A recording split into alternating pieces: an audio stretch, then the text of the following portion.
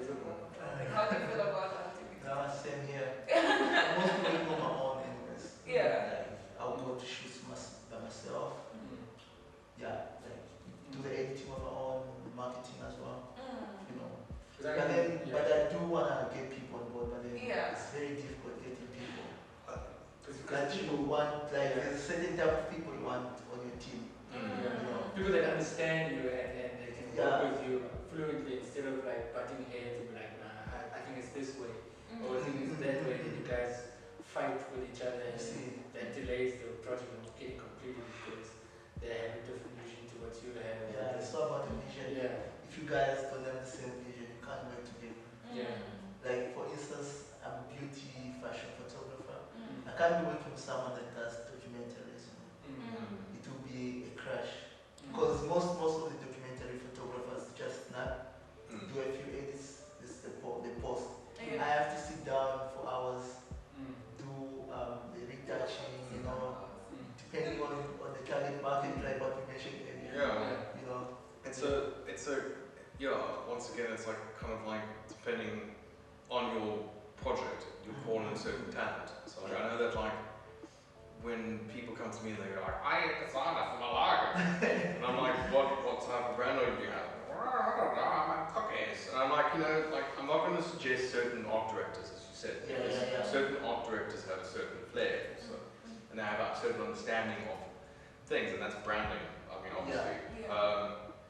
But I think the idea of working by yourself or specializing in something like editing or something like that, I think from my perspective, my brother-in-law in the States is a full-time editor, and he just edits, and like even like he's edited like Super Sport and a whole bunch of things. He still gets me to kind of come to him and review how his story looks, because he knows that like I have a story eye, and I go, yeah, I mean it's nice, but like, you know, there's a lot of fluff around this section, you know, like I need less giraffe and more fucking road bike, you know, but like, I mean, that's me being such a douche. But anyway, but I think, I think when it comes to like filmmaking, it's my experience that like the skill set and what you've just discussed is like lighting, editing, filming are such vastly different skills. Like what I feel like understanding lighting is like one of those things where like you could have a professional lighter, like I mean lighting technician. The sound guy. I mean, I feel like the people listening to this video, like, it would be nice to have a sound guy. You know, like I think like for me, it's like one of those things where it's like for me, film is such a you know, when you're on a film set, normally there's like 110 people running around the background. So many like little facets to it. I'm doing one tiny thing. All I'm doing is like taking the scenes that are going through, or like doing the clapping, or just holding up this reflector for the whole day, or just holding a boom mic. You know, like it's too many facets to like that. Sometimes they can also give you ideas that you didn't think of, and then they just give you some input. Like you go on the field and they're like, what do you think we do so and so instead of your idea? Just like to modify what you initially thought of shooting. Yeah. Would you be open to that, or do people just be like, no, I'm stubborn, I want to do it this way, it's my way or that way? I personally am always open to feedback. Like I genuinely believe in feedback. I think it's always like this clash between my story and the feedback, and how they kind of marry each other and create this, you know, product in the end. However, obviously, I think with like the larger film states, with like directors who are like have been doing this for 50 years, like I bet you're so egocentric at that point that you know everything and nobody. But I don't know, obviously, like I've had, because I do tend to watch a lot of like filmmakers talk, and with some of them it's like, yes, I'll respect my whole set and I'll listen to what they have to say, and with others it's like, no, I visualized everything, I wrote down the entire script, I, you know, expected this and this and this, I drew it. So it's like, I guess everyone has a different way of working. And yeah, at the end of the day, it's like a product that's going to define if your work makes sense or not, if your method or technique makes sense. Because I could like be as creative as I want and like put my whole idea in there, and then I'll leave it out and the world will be like, yeah, this is shit, and nobody's gonna watch it. And you know, obviously I've just wasted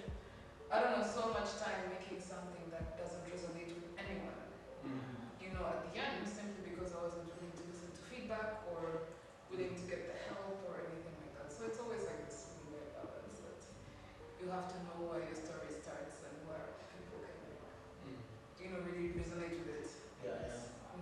I'm actually glad you mentioned the fact that before you interview someone, you go on their social media and then you check what do they post, what do they like, Like I've mentioned this a couple of times to my friends like back in high school. I'm like, yo, just be careful what you post on social media. I mean, I've seen people lose jobs just because of their feed on Instagram. Like there's so much, like nowadays social media plays a role. If you're someone that's gonna go out there and look for work, you need to be careful what you post. Twitter as well, when you say something like very sensitive, and people get, hey, we don't like what you said, it doesn't look good on the company as a whole, image and because what happened to this other guy like Karabo who was expressive. I mean the face of our children now because of his little scandal, because no job now and something like that. I mean, for me, that guy kept a rosy, sparkling, clean social presence, but I think what happened to him is another bigger question on ethically. Should his wife have shot such a huge torpedo into his livelihood? That's a personal matter. Is it not a press release, that type of thing? It was very complicated for me watching that, especially. I'm sorry, for even getting into this stuff because I was about to be like, okay, oh my god, this is so much scandal. I'm not even into scandal, but I was like, wow, I've never seen this much drama happening. He looked a little bit flustered, and he said that he was fucked before that happened. So him, I went with that. I love that they edited that out. But then shame, he did look like, it took him it was like a fight before he could say that. But then I was like, oh my god, I really don't want to be famous. Cause I really don't want to be famous. Cause a lot of people we know in life make these horrendous mistakes on a daily. But with him, his mistakes destroyed his. You know what I mean? It's like because it's more famous, more. Yeah, and I was like, okay, you are definitely a dickhead, but shame, your life is over. I think no jobs for the next 6 years. I don't see anyone coming near you or trying a company. I think for me, it's like Shem. He's so big that he's actually his own brand. And the thing is, brand assassination is a real thing. It's heartbreaking when it's one guy. But when you see a clicks get shot in the neck for some bad creative, I'm not going to defend their creative, but I don't understand the full systems that went wrong, and I also don't believe it was the bloody intern again. Anyway, I feel like there needs to be a podcast about there needs to be a podcast the podcast of the intern, and you just profile build this fucking intern who was these two pictures. What I want to do is I want to fuck this company up, and I'm going to send it to them right now. And you know what? Normally I report to my bosses, but you know what I'm going to do? I'm just going to send my visa account, and then I'm going to upload where I need to log in, have it processed, then push upload, and then what? How did this happen? Let's first go through, like you said, a lot of stages. And then I understand that the brand assassination happened, but I also kind of go when you sit there and you look at I understand the social media person in the background just sitting there and people just emailing them the worst statements, and it's not clicks you're emailing. It's someone. It's someone. Yeah. Clicks is not a person. It's someone on the other end is having a bad day. They woke up, they were oblivious to this advert, and they got in, sat down, and you just sent them a picture going, fuck you. I mean, that's horrible. Fuck, man. It must be the worst. The espresso guy, I feel for me, the woman who did that, the wife who did that, was super vindictive. It was a simple tweet. He cheated on me, this is terrible.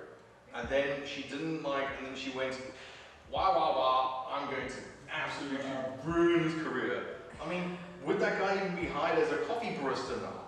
I don't know. Maybe, it's gonna you can even get hired as a coffee barista. But because people can be like, we have some, some what you call it, no matter how dramatic the incident is, it's still publicity. No bad publicity is bad. It's still something to get it's still getting people's clicks. It's still going to get clicks. That's like, I feel like with all these scandals that's been going on social media, like brands coming out and posting certain things, and you see like they're getting like attention, you know. I feel like some of them just do it to get as part of marketing. Because now insurance now, because insurance is getting more recognition now because of the scandal. Well, I think when people, the whole adage of there's no such thing as bad publicity, there's definitely something about bad publicity. Like, let's look at the fact, like the case study of Momentum, who denied that guy his policy when he was shot in his driveway in Germany. And he was a type 2 diabetic. And in his clause, it said he had to declare that he was a type 2 diabetic, but he didn't. And he had a massively high sugar level. Like, I read out all the doctor, like all the press releases. And because he's broke, and because the Momentum guy took it on himself to go and use CBS McKay's show to defend the brand and did some bad publicity, they had to backtrack and pay that clause.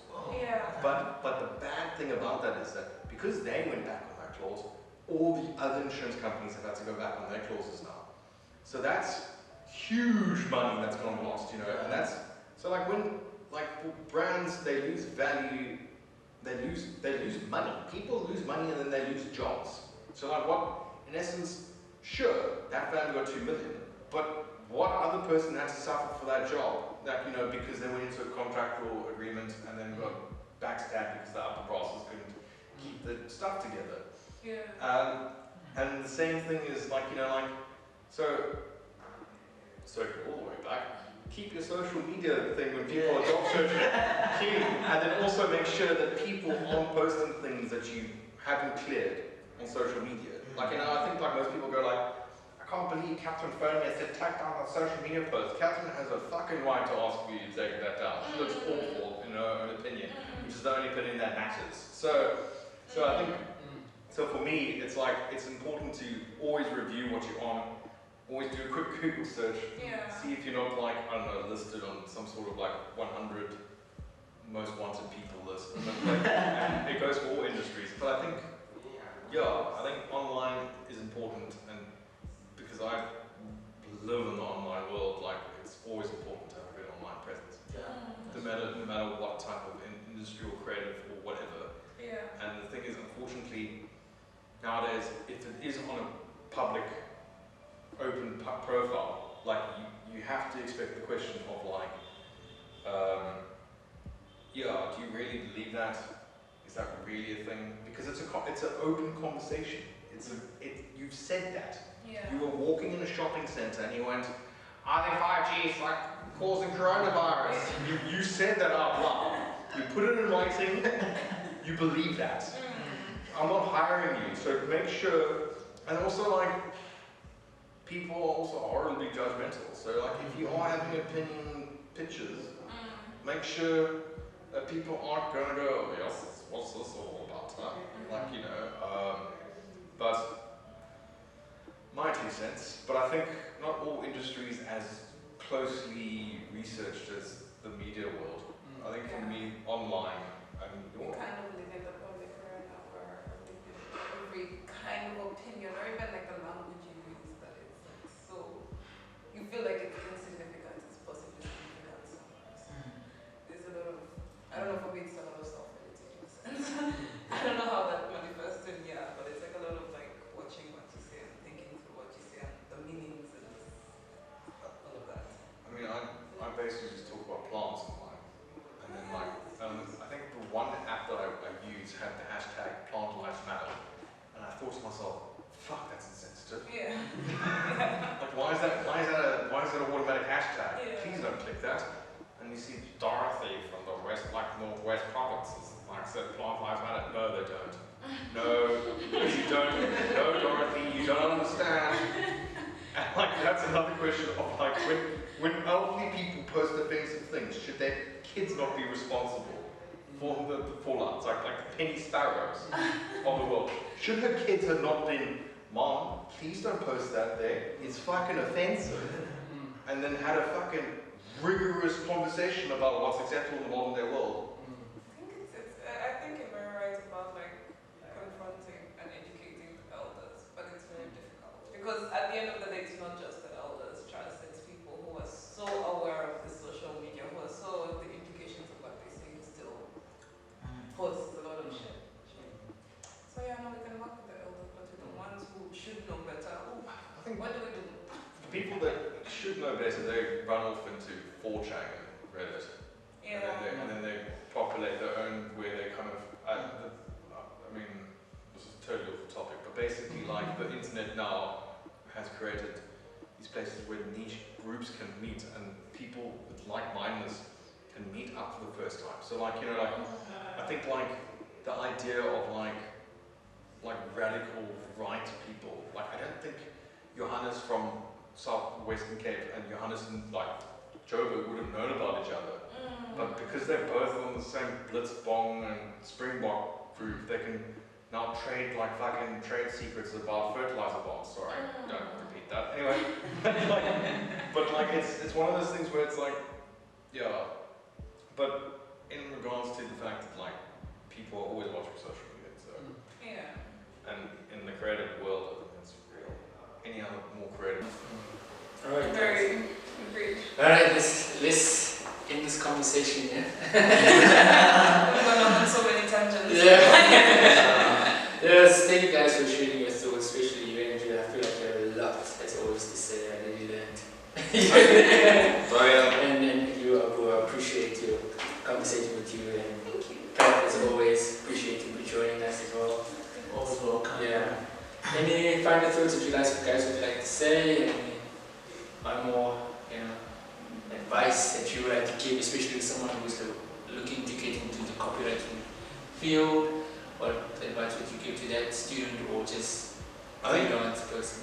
I think if you're looking to get into copywriting, my first response would be automatically, all the time, every time, is don't. And then, then if the don't doesn't scare you, think about it. Then, if you're looking to create in such a fine margin space and between, it's like the perfect miracle hoop shot, and landing that once every 2 years. If that's something that you can believe in, go for copywriting. I think also you are detail orientated. People expect you to be omniscient or just godlike with everything you do, because mistakes are not welcomed. I think in art direction or design or anything else, it's fine to go back for a revert, but when it's words, it's a definitive thing. As we discussed, you can't have anything on your social media profile. People can construe it and run with the storyline. Yeah. And with copywriting, a mistake is a huge thing. So be detail orientated and double check yourself. And also, if you are a young copywriter, there's always a mistake. Find it.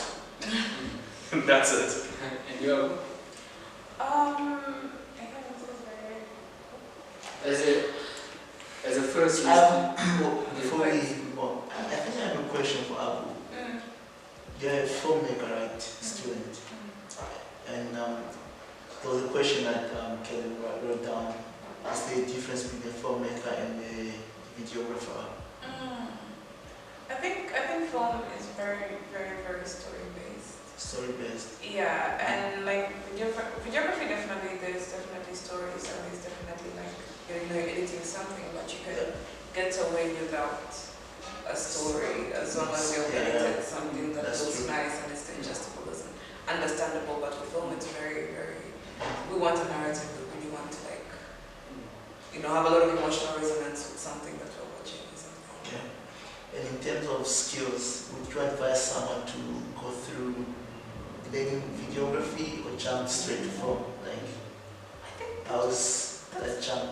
That's very hard for me to say because I feel like it depends on what you want to do at the end of the day. Because technical skills are very, very important, and it's always good to kind of know how to people know how, but if you do want to tell stories, then learn how to tell stories as well.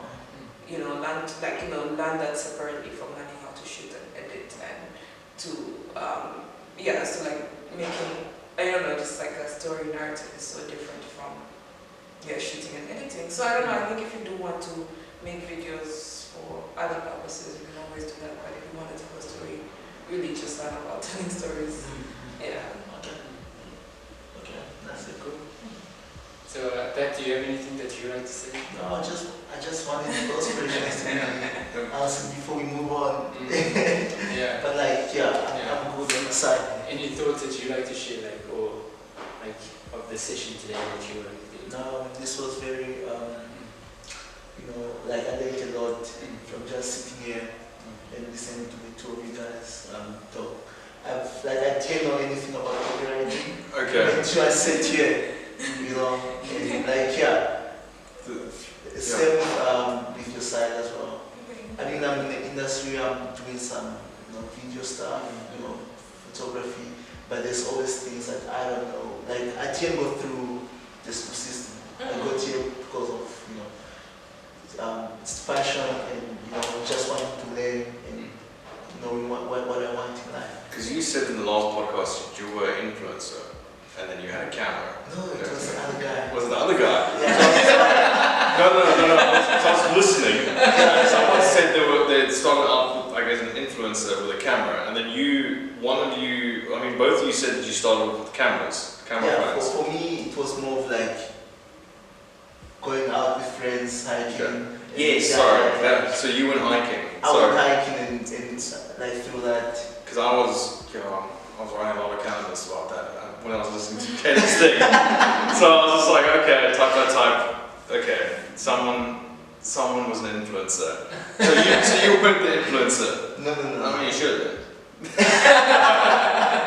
Sorry. Alright, cool guys. Let's wrap this thing up here. Thank you guys for watching this episode 3 on the couch. I just came with that name right now, on the couch. What do you think of the name? Should we stick with it or not? I don't know. It's up to you to decide. Like and subscribe and comment yes or no on the couch. I don't know, or give other names, suggestions, whatnot. Once again, thank you for Pat and everyone out here for allowing me to have this conversation with you. And thank you to Amy as well. Do you want to come and show your face? Thank you for Amy for coming, for being a great camera assistant. Camera host. Yeah, so thank you again. I'll see you in the next video. Peace. Bye. Bye.